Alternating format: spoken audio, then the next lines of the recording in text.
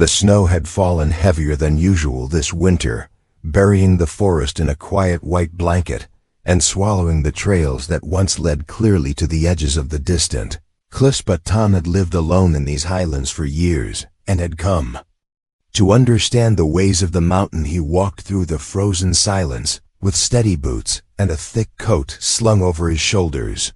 The scarf wrapped around his face only left his eyes visible, which scanned the surroundings for signs of movement. His routine rarely changed during the cold season. He would check the animal traps early in the morning, return with what he caught, and spend the rest of the day in his log cabin chopping wood, fixing tools, or reading old books near the fire. But this morning something felt different. The air was heavier, not just with snow, but with something else, something strange and unfamiliar. As he pushed his way through a clearing not far from the frozen creek, his eyes caught a streak of color that did not belong in this white world. He stepped closer, snow crunching beneath his boots, until he reached it. It was a body, or something shaped like a body, lying half buried in the snow, not moving. Tom dropped to one knee and brushed away the snow with his gloved hands. What he uncovered made him freeze for a moment. It was a girl, at least she appeared to be one, though her features were unlike anything he had seen. Her skin had a soft lavender hue, her hair was pale silver, and strands of it shimmered like threads of moonlight. Her clothes were torn and strange, tight around her limbs, and made from some kind of fabric he could not identify. He pressed his hand to her neck. Her skin was ice cold, but he could just barely feel a slow fading pulse. Her eyes were shut and her lips slightly parted, her breath so shallow it was almost invisible. She was dying. Tom did not waste time. Questions could wait. He scooped her up in his arms and felt how light she was, like a child, though her form suggested she was older, maybe around 20. He turned and made his way back through the snow with urgency in his steps. She needed warmth. She needed it now. Inside his cabin, he laid her down near the fireplace, quickly feeding the flames until they roared.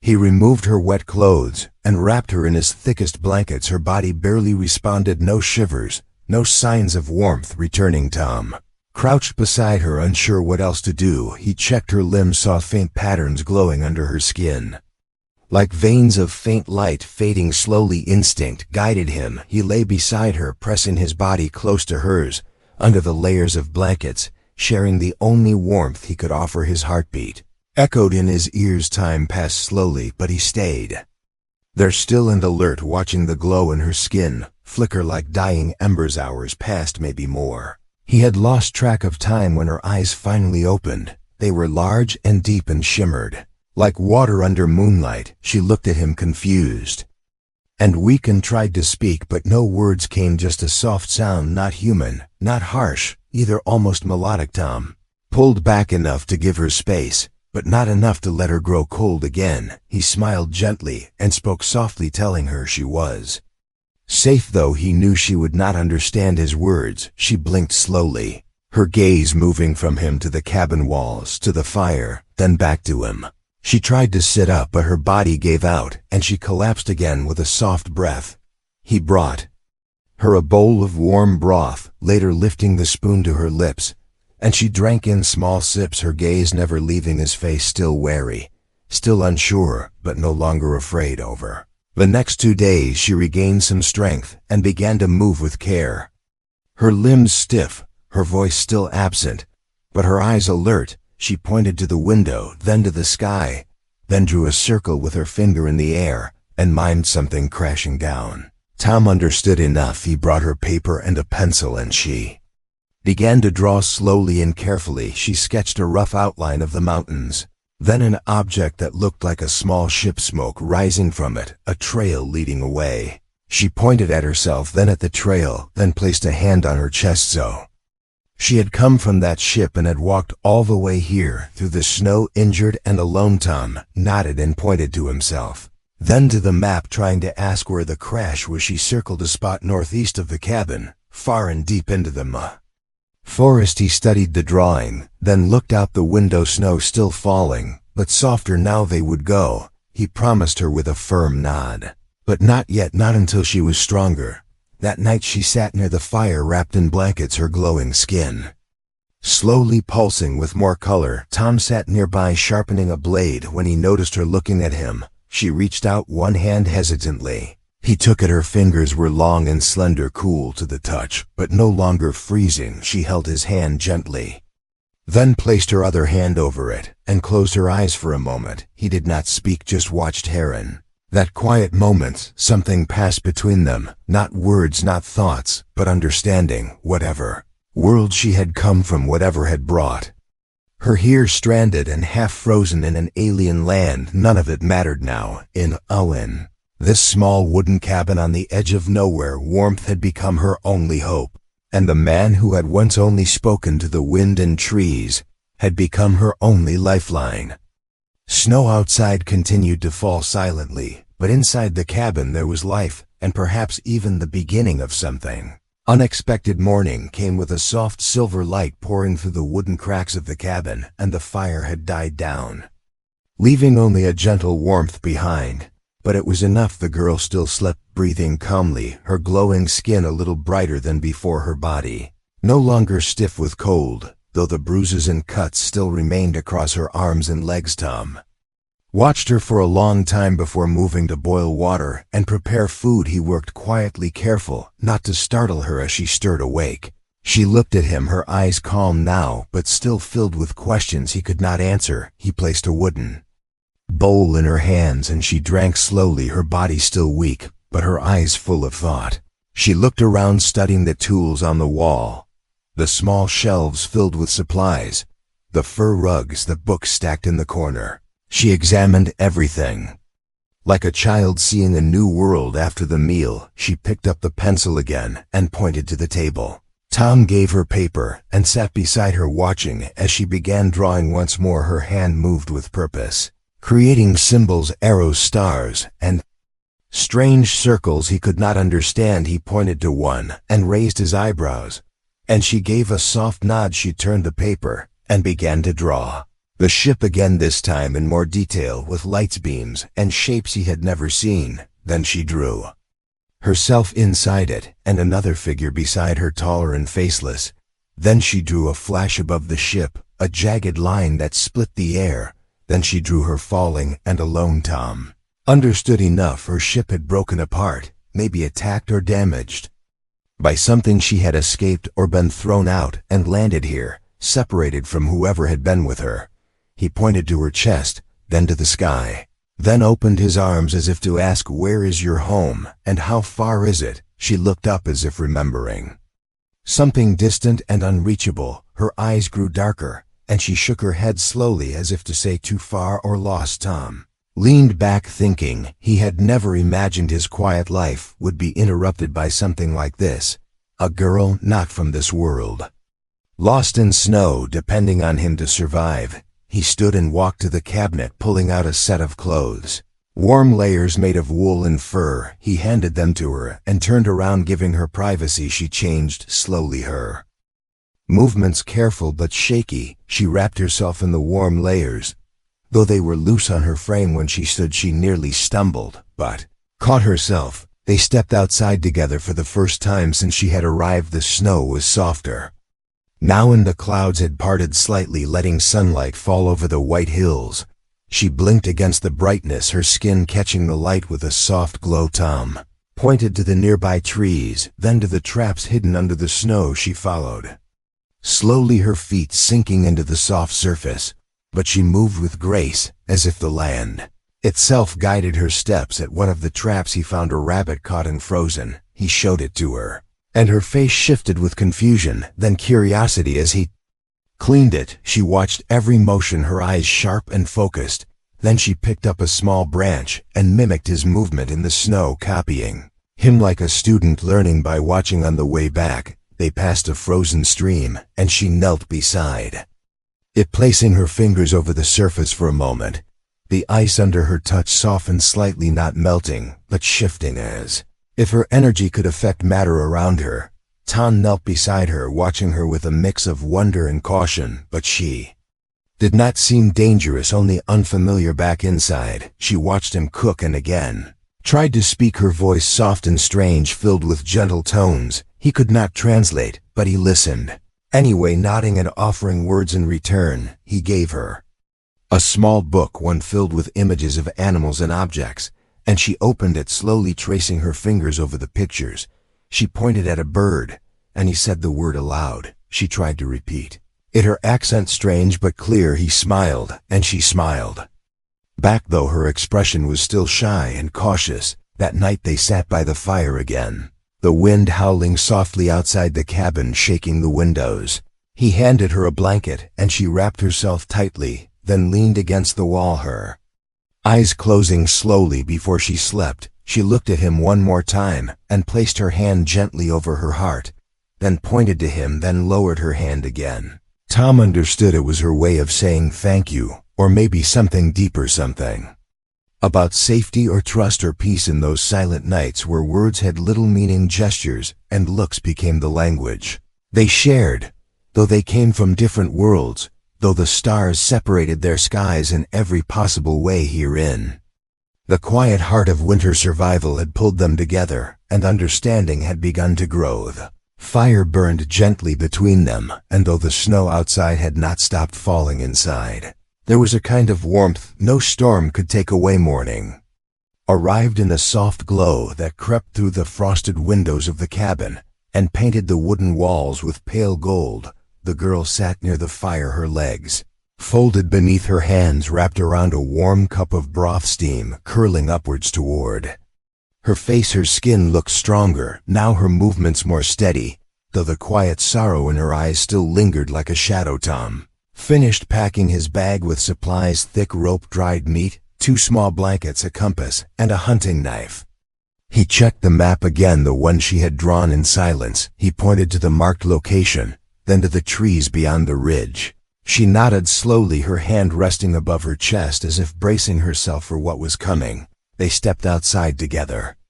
The snow, deeper than before, untouched and smooth, stretching into the forest like a white sea.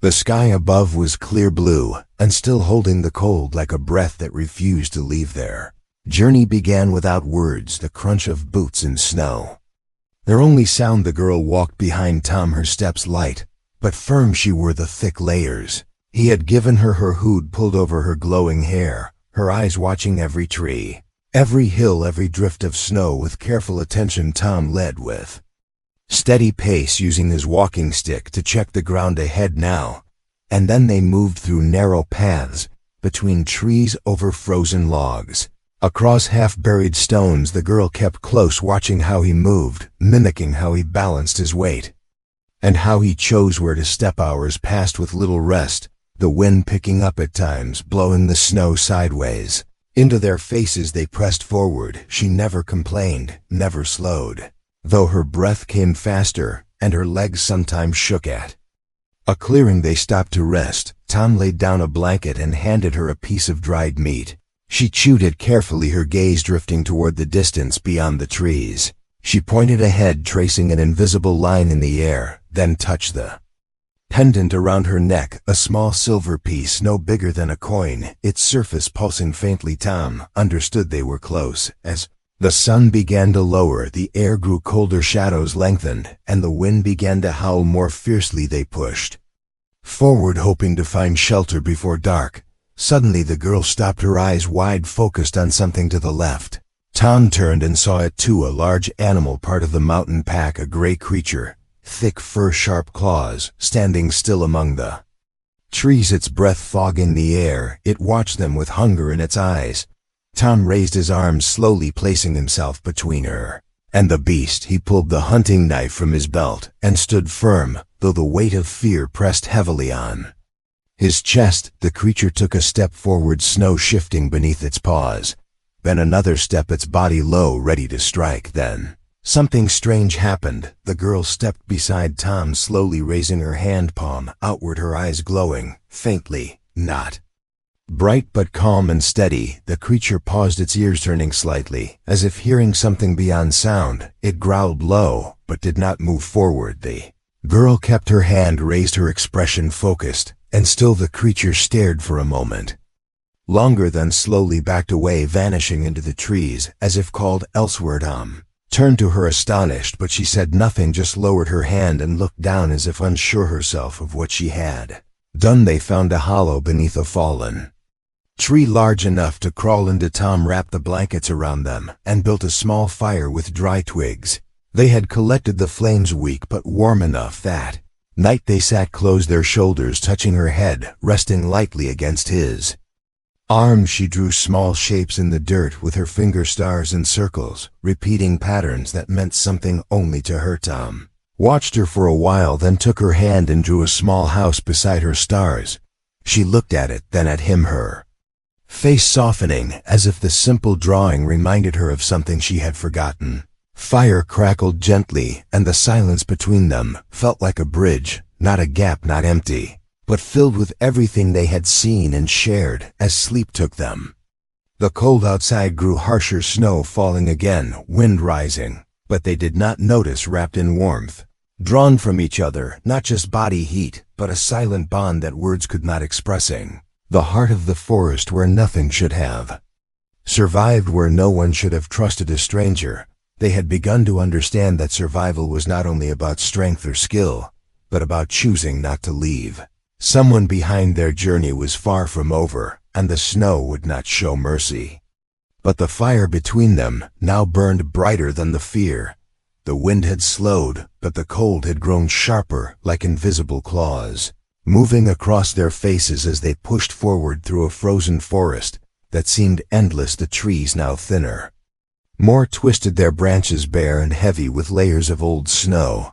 The ground had changed to softer in some places, like something had burned beneath the surface long ago. The girl stopped often now, her breath faster than before, her steps slower, her pendant glowing a little stronger each time she raised it. Her eyes searched every shape ahead, as if each snow-covered rock or broken tree could be the place she remembered. Tom watched her closely, saying little but always walking near enough to catch her if she stumbled. He had grown used to her quiet glances, the way she moved without needing many words. Her silence had never been empty. It was full of thought, full of memory. They crossed a frozen stream and climbed a steep slope where the trees finally opened to reveal a wide hollow carved deep into the earth. It stretched before them like the scar of a great wound, and at its center, half buried in white and twisted metal, stood the broken remains of a ship. Her body froze, her eyes wide, her lips parted in a breath that caught halfway. Her hand reached out,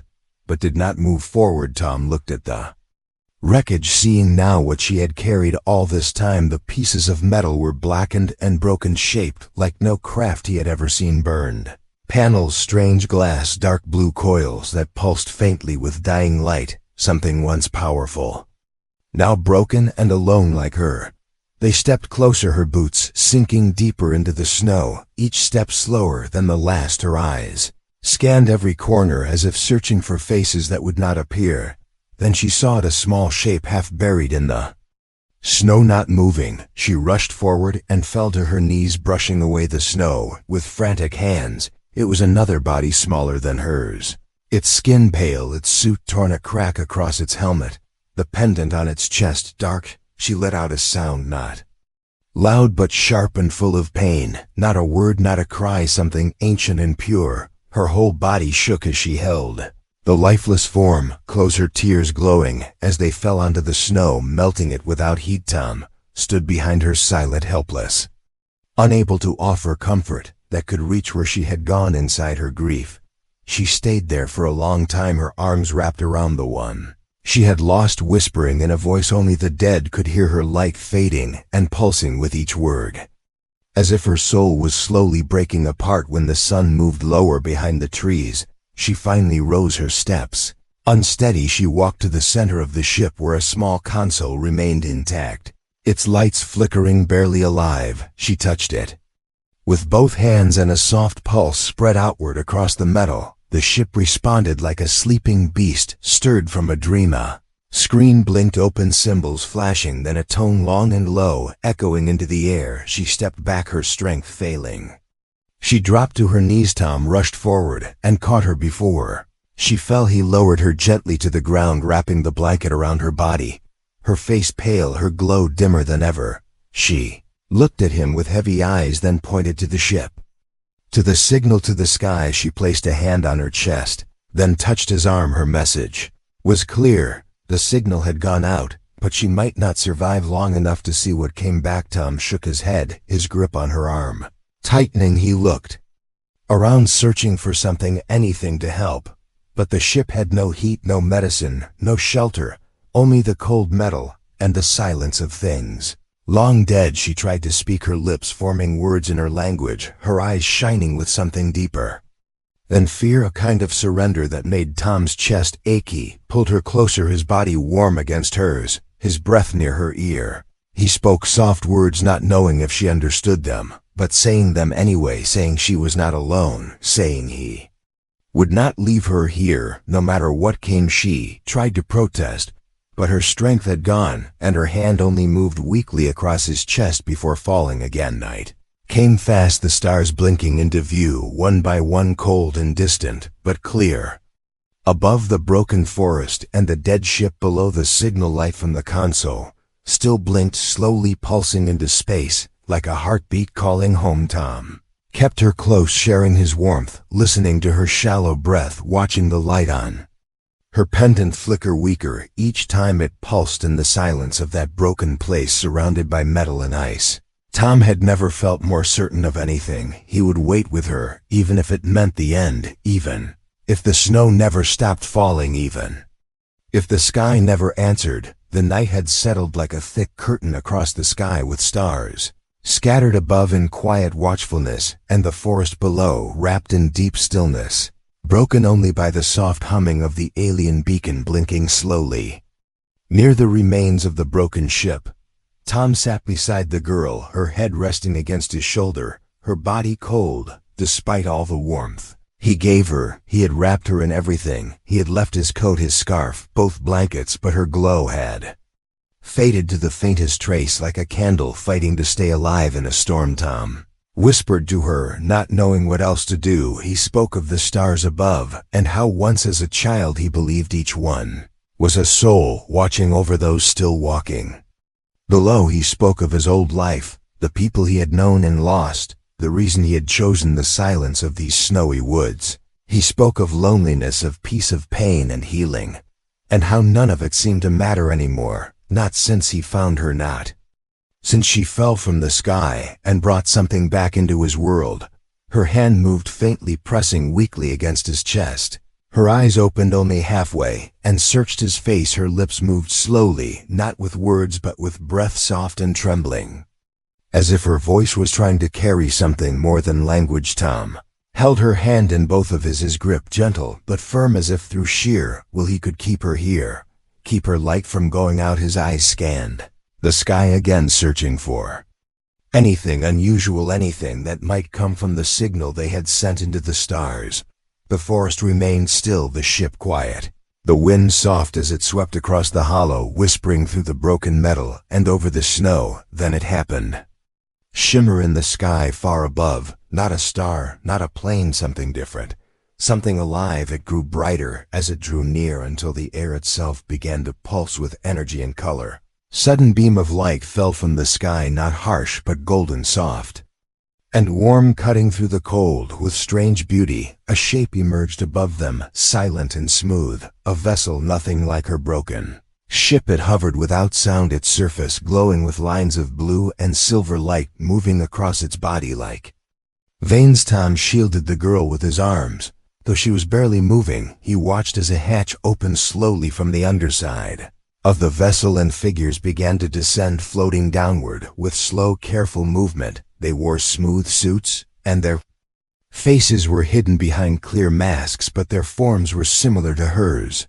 They landed around the crash site, not speaking, but scanning quickly, moving toward the console and the wreckage. One of them approached Tom and the girl, his suit glowing faintly, his hands raised without threat. Tom stared back, unmoving, still holding her close, as if the sudden arrival might somehow take her away too fast, too soon. Figure knelt beside them, then placed one hand gently near her shoulder, a soft light spreading outward from the glove. Her pendant reacted, glowing again for the first time in hours. Her breath deepened slightly, her skin shimmered faintly. Began working quickly, placing a small device on her chest, another near her head, soft pulses of light. Moving between the tools and her body, Tom slowly released her, watching them work, watching her color return. One slow heartbeat at a time, she opened her eyes fully for the first time since the crash site. Her gaze locking with his, she tried to lift her hand and he helped her. Her fingers brushed his face, then moved to her pendant, then pointed to the ship above. He nodded slowly, not needing words to understand. She had to go with them. This was her world, her people, her place to survive one of.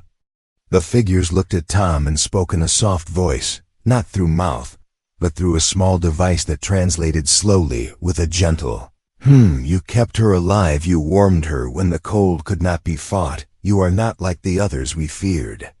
You showed us something we did not expect from this world. Tom looked at the figure, then at her, then back at the stars. They offered him a place among them, a seat aboard the vessel, a journey beyond the sky to places his kind had never seen, they said. His kindness had opened a door they once believed forever closed. Looked down at her now, wrapped in gentle light, her glow steady, and her eyes calm, filled with peace, not sorrow, not pain anymore. He shook his head slowly and smiled a soft, quiet smile, the kind that held more meaning than speech. He pointed toward the trees, the snowy hills, the mountains behind them. This was his place, this was where he had belonged. She understood, he saw it. In her face no sadness, no disappointment, just a soft nod and a look that held everything she could not say. They lifted her gently, carried her toward the light, her eyes never leaving his until the moment she passed into the vessel's warm glow. And the door closed behind her. The ship rose slowly, without sound, without flame, only light and air and silence. It drifted upward, higher and higher, until it vanished beyond the sky. Snow began to fall again, soft and slow. Tom stood alone beside the old wreck, the beacon now silent, the forest quiet as before, yet everything had changed. He reached into his coat and felt something cold, then warm in his palm. Her pendant resting there, left behind its light, gentle, pulsing like a living heartbeat. He held it close, then turned and walked back through the trees, back to the cabin, waiting between shadows and snow. Not alone, not the same, never the same, and in the stars above her people would remember the one who gave warmth when there was none, the one who saw a stranger and gave life instead of fear, the one who reminded them what humanity could truly be. Story had ended, but the light had just begun. The end.